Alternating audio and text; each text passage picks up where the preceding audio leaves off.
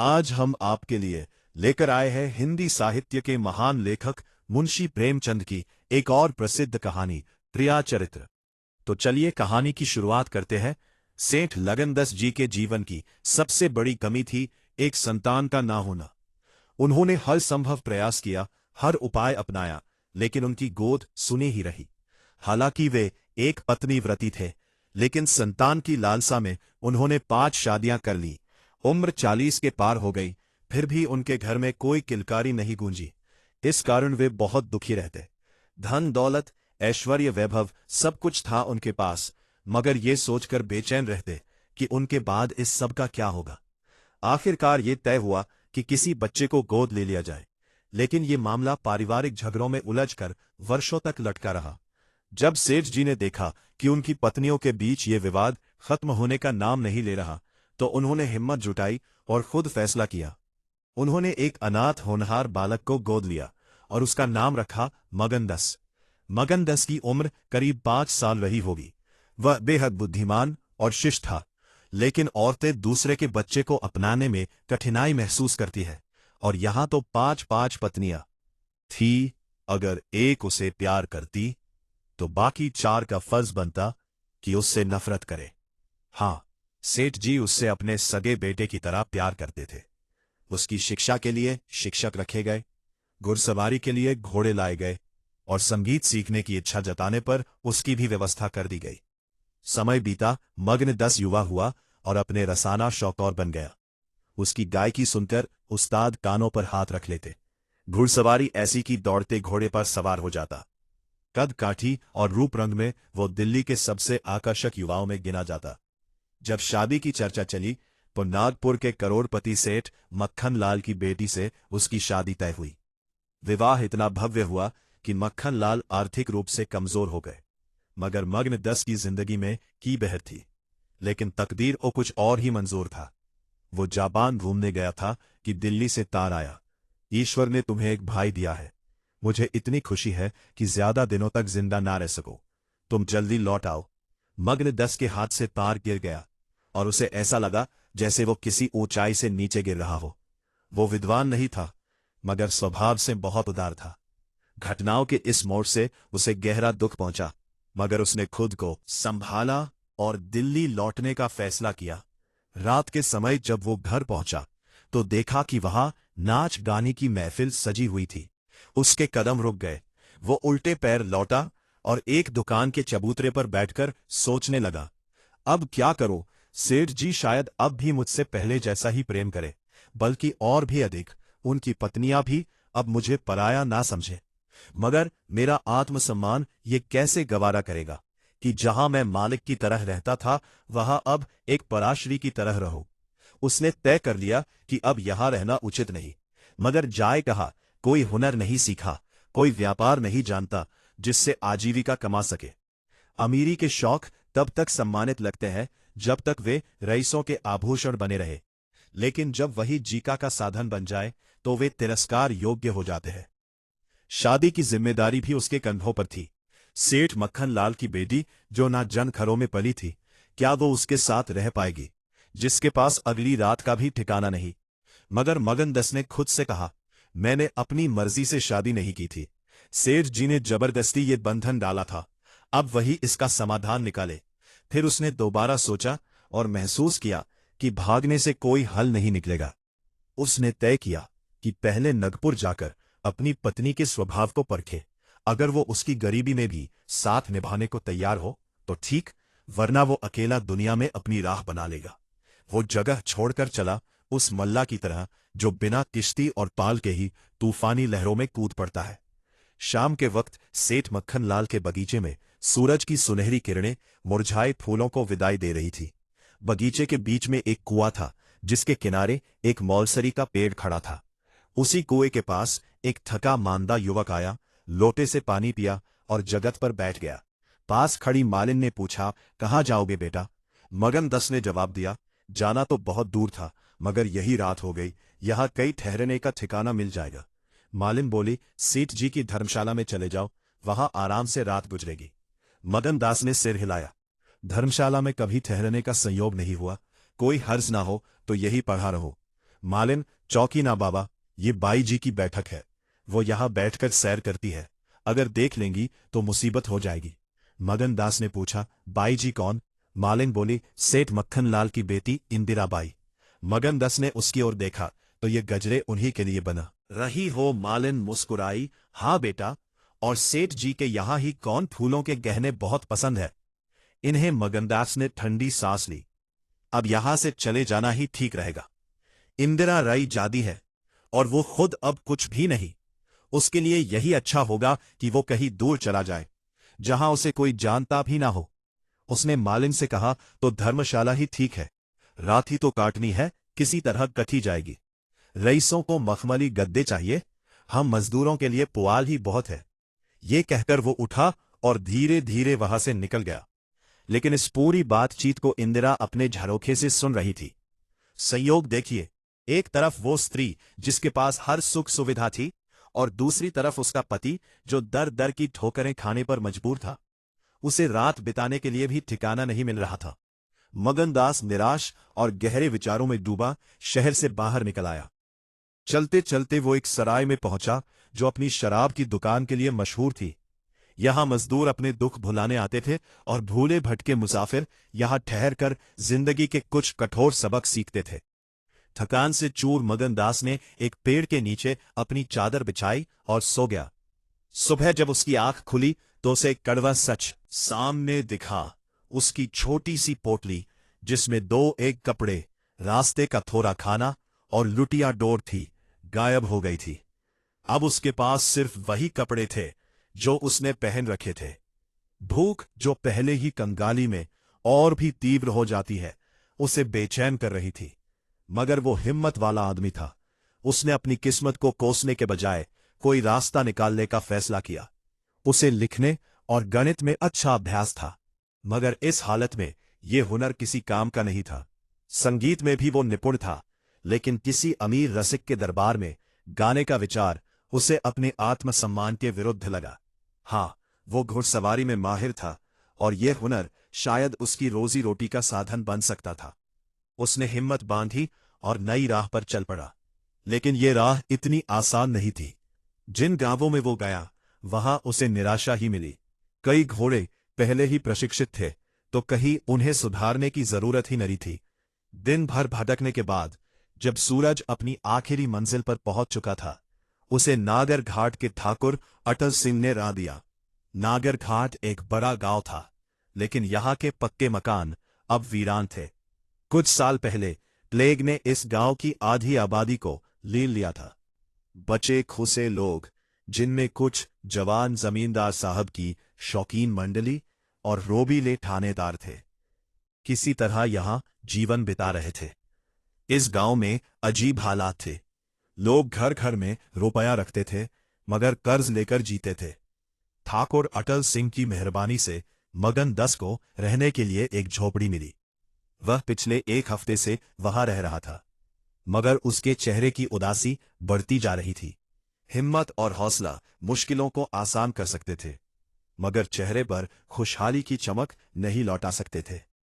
एक शाम जब वह अपनी खाट पर पड़ा था, तभी एक औरत दरवाजे पर आकर भीख मांगने लगी। उसकी आवाज जानी पहचानी लगी। बाहर कर देखा तो वह चंपा मालिन थी, जिसकी हंसी खुशी भरी जिंदगी अब 2 की एक तस्वीर बन चुकी थी। मगनदास चौंक गया। मालिन, ये क्या हाल बना रखा है? मुझे पहचानती हो? चंपा की आंखों में आंसू आ गए। उसने भराई आवाज में कहा, बेटा, अब मेरा क्या ठिकाना? तुमसे उस दिन कुछ बातें क्या कर ली, मेरी जिंदगी ही उजड़ गई। बाई ने देख लिया और सुबह होते ही मुझे घर से निकाल दिया। कहती थी नाक कटवा दूंगी, मुंह में कालिक पोत दूंगी। तूने गैर मर्द से मेरी बातें क्यों की? मैं सफाई देती रही, मगर बड़े आदमियों का गुस्सा भी बड़ा होता है। अब 8 दिन से टुकड़े मांगकर जी रही हूं। भतीजी भी उन्हीं के यहां नौकर थी, उसे भी निकाल दिया। बेटा, अब कहाँ जाऊं? मगनदास सुनकर सन्न रह गया। उसका मन कचोट उठा। अगर उसके पास दौलत होती तो वो चंपा को मालामाल कर देता, मगर अभी तो वो खुद ही दर दर भटक रहा था। उसने एक गहरी सांस ली और कहा, तुम फिक्र मत करो, मेरे पास रहो। अकेले मेरा भी मन नहीं लगता। सच कहूं तो मुझे भी किसी अपने की जरूरत थी। अच्छा हुआ तुम आ गई। चंपा की आंखों में कृतज्ञता के आंसू आ गए। उसने हाथ जोड़कर कहा, बेटा, भगवान तुम्हारी उम्र लंबी करे, लेकिन मेरी भतीजी भी अकेली है, वो शहर में किसके आश्रय रहेगी। मगनदास का खून खोल उठा। उसे लगा इस औरत की इस हालत का जिम्मेदार वो खुद है। उसने कहा, उसे भी ले आओ, मैं दिन भर बाहर रहता हूं, रात को बाहर सो जाऊंगा, तुम लोग यही रहो, जब तुम्हारा कोई और ठिकाना बन जाए तब चली जाना। चंपा उसी दिन नागपुर चली गई और तीसरे दिन अपनी भतीजी रंभा के साथ लौट आई। रंभा के आते ही झोपड़ी में नई ऊर्जा आ गई, मगर मगनदास ये देखकर चकित रह गया कि रंभा उसकी कल्पना से कहीं अधिक सुंदर थी। एक सुबह जब मगनदास दरवाजे पर बैठा था, रंभा सिर पर घड़ा रखे पानी भरने निकली। उसकी मासूम सुंदरता और निश्चल देखकर मगनदास की सांसें थम से गई। उसकी आंखों में एक नई चमक थी, मगर उसके मन में सवाल भी उठे। क्या उसकी तकदीर फिर कोई नया मोड़ लेने वाली है? क्या यह प्रेम का संकेत था या महज एक भ्रम? मगनदास खुद को समझाने लगा, इतनी जल्दी कोई फैसला नहीं लिया जा सकता। प्रेम का सौदा सोच समझकर करना चाहिए। रंभा सुंदर है, लेकिन क्या वो सच्चे प्रेम के योग्य भी है? कौन जाने, उसके जीवन में पहले से कोई और हो, परंतु दिल को भला कौन रोक सकता था। मगनदास अब ये समझ चुका था कि उसकी जिंदगी में नया मोड़ आने ही वाला है। 3 महीने बीत चुके थे। मगनदास का प्रेम, जो पहले एक हल्की छाया था, अब गहरी तस्वीर बन चुका था। वो रोज रंभा को देखता, कभी कुएं से पानी निकालते हुए, कभी घर की सफाई करते हुए, कभी चूल्हे पर रोटियां सेकते हुए। उन ज्वार की रोटियों का स्वाद जो उसकी आत्मा तक में बस गया था, वो दुनिया के किसी भी पकवान से अधिक मधुर था। उसकी कोठरी हमेशा स्वच्छ और सुव्यवस्थित मिलती, बिस्तर सजा हुआ रहता। क्या ये सब रंभा की कृपा थी? उसकी आंखें सदैव झुकी रहती। उसने कभी मगनदास की ओर चंचल दृष्टि से नहीं देखा। उसकी हंसी की मधुर ध्वनि उसके कानों तक आई, कभी ना आई, लेकिन उसकी उपस्थिति ही मगनदास के लिए एक अनमोल संगीत थी। मगनदास का मन बेचैन रहता जब वह किसी काम से गांव से बाहर जाता, तो बार बार मुड़कर झोपड़ी के दरवाजे की ओर देखता, मानो वहां उसकी आत्मा छूट गई हो। वह अब तक निर्धनता से बाहर नहीं निकल पाया था। सरलता और उदारता उसके स्वभाव में थी, और लोग अक्सर उसका अनुचित लाभ उठा लेते। वह जब भी रंभा को चक्की पीसते देखता, उसे लगता जैसे गेहूं के साथ उसका दिल भी पिस रहा हो। जब वह कुएं से पानी खींचती तो उसका कलेजा काम पटता। जब वह पड़ोस की औरतों के कपड़े सीती तो ऐसा प्रतीत होता मानो उसकी आत्मा भी धागे धागे बन रही हो। लेकिन इस प्रेम को व्यक्त करने की उसमें हिम्मत ना थी। एक दिन शाम के समय जब चंपा किसी काम से बाजार गई हुई थी, मगनदास हमेशा की तरह चारपाई पर लेटा सपनों में खोया था। तभी अचानक रंभा उसके सामने आकर खड़ी हो गई। उसका चेहरा चंद्रमा की भांति दमक रहा था, आंखों में सहानुभूति की झलक थी। मगनदास ने पहले आश्चर्य फिर प्रेम से उसकी ओर देखा और धीरे से कहा, आओ रंभा, तुम्हें देखने को बहुत दिनों से आंखें तरस रही थी। रंभा हल्की मुस्कान के साथ बोली, मैं यहां ना आती तो तुम मुझसे। कभी न बोलते मगनदास का साहस बढ़ा। वह मुस्कुराया और बोला, बिना मर्च पाए तो कुत्ता भी नहीं आता। रंभा खिलखिला उठी, मानो कली खिल गई हो, मैं तो खुद ही चली आई। मगनदास का दिल उछल पड़ा।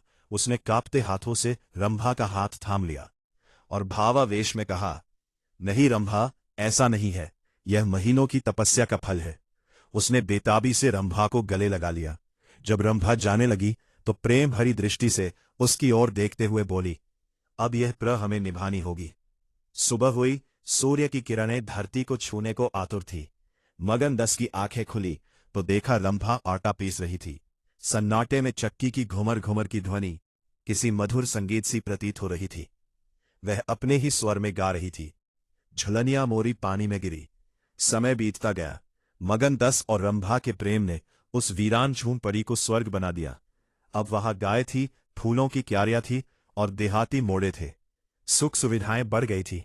लेकिन एक सुबह जब मगनदास बाहर जाने की तैयारी कर रहा था, तभी एक संभ्रांत व्यक्ति अंग्रेजी पोशाक में उसे खोजता हुआ आया। उसे देखते ही वह दौड़कर मगनदास से लिपट गया। दोनों पुराने मित्र थे, कभी साथ पढ़ते थे। एक प्रतिष्ठित वकील बन चुका था। मग्नदास ने झिझक हुए उसे पहचाना। दोनों देर तक बातें करते रहे।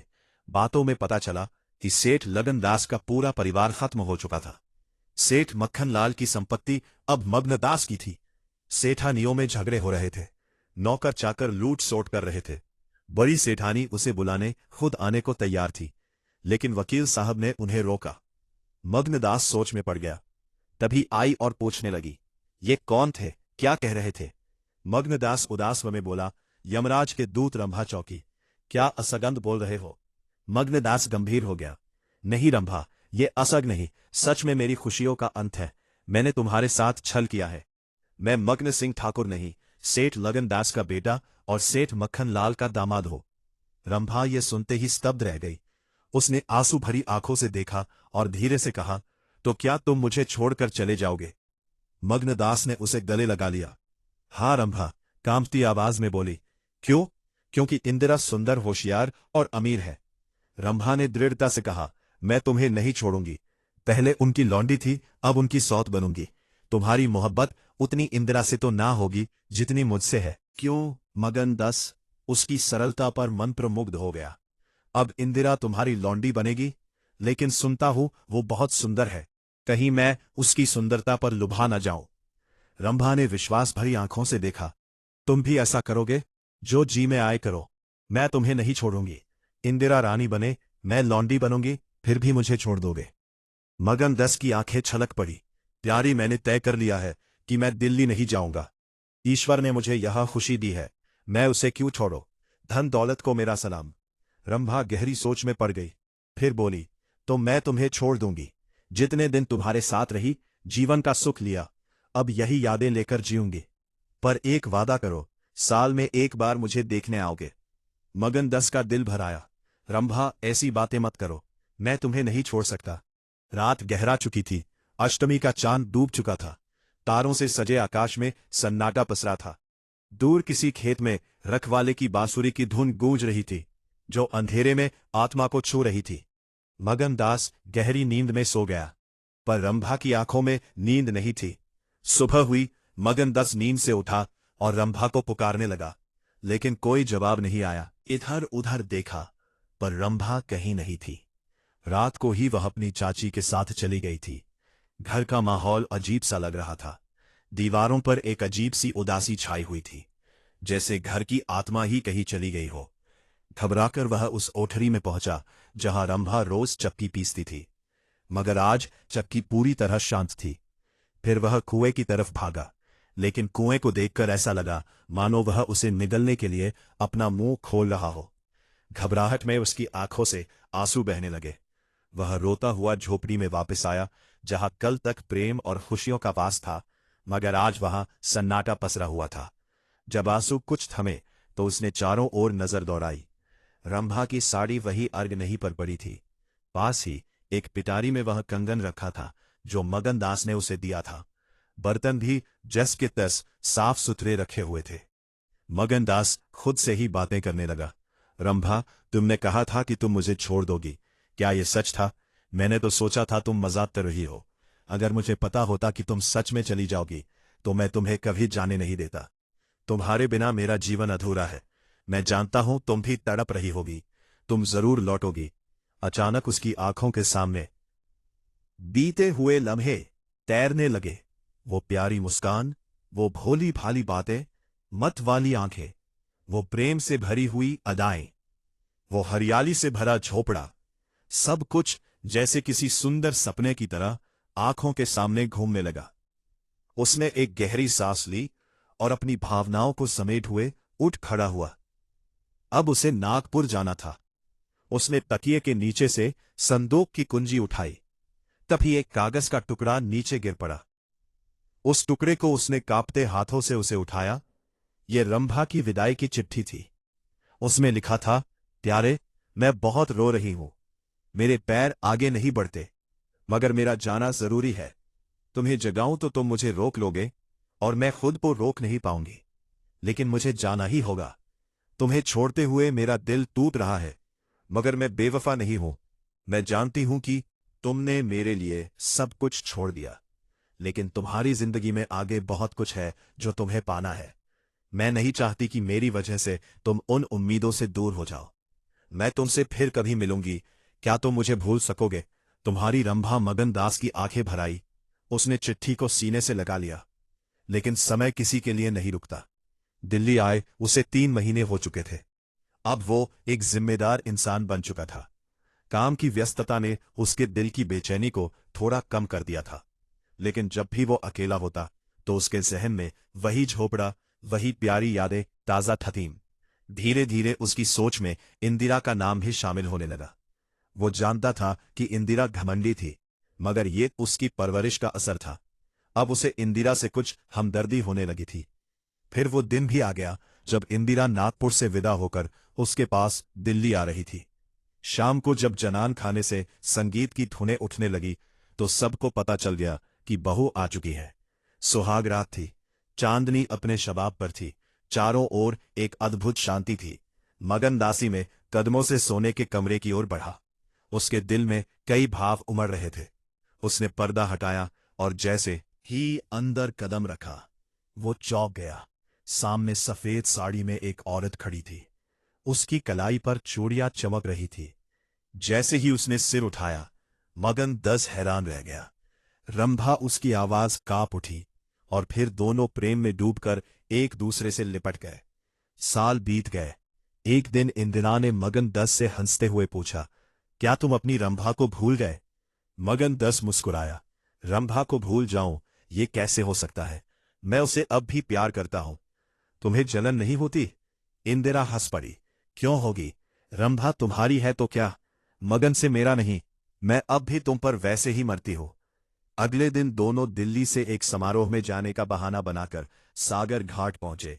वहां का हर नजारा फिर से जीवंत हो उठा। झोपड़ा फिर से गुलजार हो गया। गांव की औरतें रंभा से फिर वही बातें करने लगी। वक्त बीतता रहा, लेकिन हर साल एक बार मगन दास और इंदिरा उस प्रेम के मंदिर में जरूर लौटते जहां उनका दिल आज भी बसता था। दोस्तों, अगर इस कहानी ने आपके दिल को छुआ हो तो इसे लाइक करें, अपने विचार कमेंट में बताएं और चैनल को सब्सक्राइब करना ना भूलें।